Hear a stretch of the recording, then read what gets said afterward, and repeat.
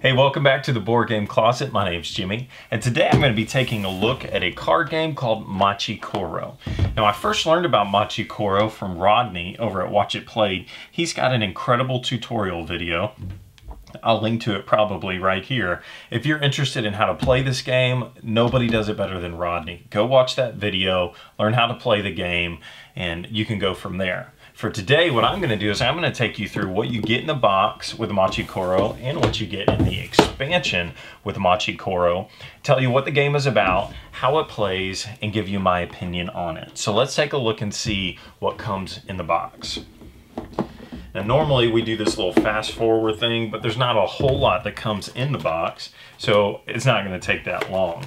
In fact, everything that comes in the expansion, I put these little foam things in there by the way, but everything that came in this expansion fits right into this box. And it has been kind of wildly criticized that IDW is definitely looking for shelf space with these boxes because the only thing that came in this expansion was 2 small decks of cards and some extra money tokens. And so everything that fit in this box easily fits inside the original box because you could see they gave lots of room. And I appreciate that, I guess, because I would rather everything fit in here and then I can just take this and put this off somewhere. Although I probably will never get rid of it because I'm just into the collecting thing too much. But anyway, so let me show you what you get. In the base game, although I've got everything kind of merged together here, you're going to get some coins, you're going to get 2 dice, and then you're going to get cards. And that's all there is in the game, so don't expect a whole lot. In Machi Koro, you are a newly elected mayor of a very demanding group of people. Your city people want you to create an incredible city as fast as you can. So whoever does that the quickest wins the game. The box says that this game will play 2 to 4 players in roughly 30 minutes, and I think that's true whether you're playing with 2 people or 4 people. I played this with 2 and 4. I haven't played with 3, but 2 and 4, and both of those games played out fairly quickly, although I didn't time it, but played out fairly quickly, and we had enough time, and we wanted to play more than once each time. So, component-wise, I like the artwork to this game. I think it's fun. It's a lighthearted, as the box says, and I enjoy the style of it. The coins are good quality. The dice are just typical dice. The only critique that I would know of, I guess, is something that I've read online where the expansion cards actually weren't the same size as the originals, and maybe they were a little discolored or not the same color. And I heard, although IDW is taking their time to deal with this issue, they are taking care of it, I guess. So just a heads up, in case you get the expansion, check and make sure that your cards are all the same size. So that's components. Let's talk about how you play Machi Koro. At the beginning of the game, each person is going to get 2 buildings. I guess that these would be buildings. You get a wheat field and you get a bakery. At the top of the card, it's going to have a number. Okay, so that's a number, and if this number is rolled on the die, you look and make sure. If I rolled a 1, then I would look on the card and say, oh, somebody rolled a 1, and then I would just read the text on the bottom and see if it applies to me. So if somebody rolled a 1 here, it says I get 1 coin from the bank on anyone's turn. So it doesn't matter who rolled the 1. If somebody rolled a 1, I get a coin. And so that's the basic premise of the game. Somebody's going to be rolling the die or dice, and if the number matches something on your card and applies to you, you get money for that. So in the base game, they have, I believe, 15 cards. And so the cards range in numbers from 1 all the way up to 12 in the base game. In the expansion, it goes all the way up to 14. But forgive me for not organizing these out, but basically you're going to put all these cards out in kind of almost like a Dominion or a deck builder game where you're just going to have all the cards on the table that you're able to buy. So you have the cards in front of you that give you resources, and then you have cards on the table that you're waiting to buy. So in the bottom left corner, there's a cost to purchase this card. So if I wanted to buy another bakery, I could. It cost me 1 coin. So I believe you start the game with 3 coins, maybe 2 or 3 coins. And so if I wanted to, I would buy this card and then I would add it to my stack of cards. Now these cards do stack, so if I have more than 1 card, I get the benefit for each one of those cards. So each person takes a turn, they buy cards, they get money, but what's the point?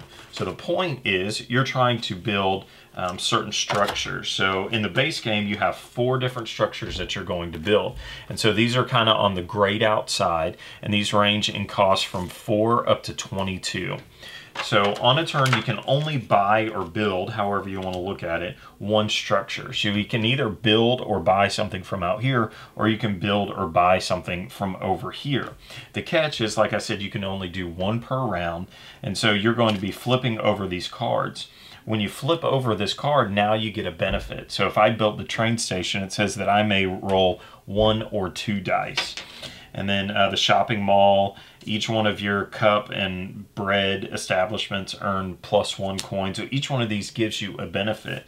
The game ends immediately when somebody flips over the last card. So as soon as somebody gets the 4th card turned over, the game ends and they win. So these, in essence, act as a timer to the game because you can visually look out and say, he's already got 2. That means I'm 2 rounds behind him because I can only turn over 2 or 1 at a time, 1 per round in essence. And so that's how you play Machi Koro. So what do I think about this game? I really, really like it. Some people have kind of compared this to like a modern or newer Settlers of Catan, and I would totally agree with that because it's basically the same thing. You're rolling dice, you're getting resources and money in essence, and then you're trying to build things. So I guess you could kind of loosely say it's compared to that, but what I like about this game is there are blue cards in it that represent if anybody rolls a number, you get something.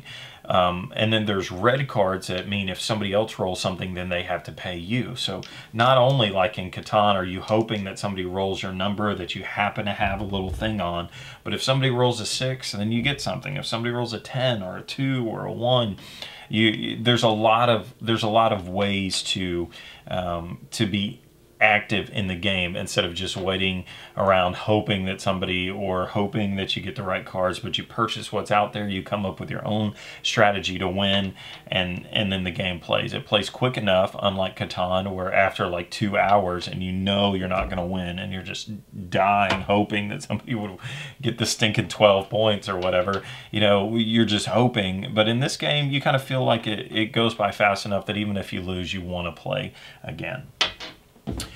Do you need the expansion? Yes, you need the expansion. I would highly recommend to get it because in the expansion they introduce kind of like almost like a randomization of the cards. So the way that you do it in the expansion is you put out 10 different cards, and so it might not be the same cards. In the base game, everybody gets to pick from the same cards all the time. In the expansion, you have just you get to choose anything that's out there, but it's only what's out there. So that really changes gameplay a lot because you're kind of hoping that something comes out on a turn, and then you're hoping that somebody doesn't buy that card out from underneath you, things like that. The expansion also introduces a lot of cool things that you could create some combos off of, and some things that almost make it worth your while to start using 2 dice instead of 1. The base game kind of leans towards that, or maybe you just want to use 1 die instead of 2. I'm trying to think. I don't know. That's pretty much it. So let me give you an opinion on the game. What do I think about Machi Koro? I really, really like this game. It's easy to teach. My in-laws came over the other day, and they're not gamers at all, and I taught them this game really quickly. We played through it. We had a blast. They already were thinking through strategies, and they wanted to play it again. And to me, if you can get somebody that's not a gamer to sit down at the table and start thinking about strategies to win, then you got somebody. And then when they say, yeah, let's play that again, that's totally a winner for me. So at the end of our reviews, we like to give a 1 die rating. Do we think you should buy it, play it, or hate it? Green means go buy this game and add it to your collection. White means maybe you wouldn't buy it, but you definitely play it. And then red means you wouldn't buy it and you wouldn't play it because you hate it. I definitely give this game a green die. I think you ought to go buy it, add it to your collection, and when you have a chance, pick up the expansion because I really, really like this game. Thanks for watching this review from the Board Game Closet. We've got a lot more reviews on our website, boardgamecloset.com. Check us out on Facebook, Instagram, and Twitter. And as Rod always says, support your local hobby shop.